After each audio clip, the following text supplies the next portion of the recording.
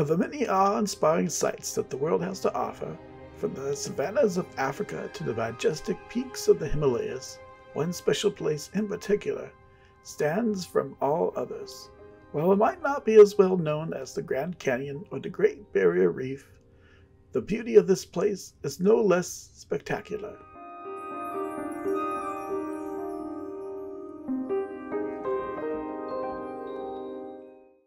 While it may look similar to the many other suburban areas of the southern Pacific coast, the city of Fullerton, California, has a secret.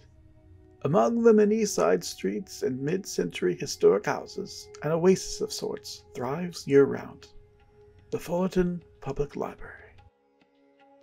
Found between the accessible Commonwealth and Armoridge Avenues, the library supports a diverse information ecosystem for all ages and needs.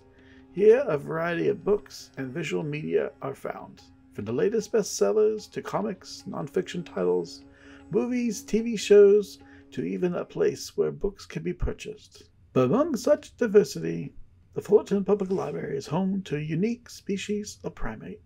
Amongst the world's scientists, they are called Bibliocaris adultus, but to you and I, they are simply known as the common adult librarian. With males often reaching a height of 180 centimeters and able to lift a required 22 kilograms, they are masters of their domain. Hello. How can I help you?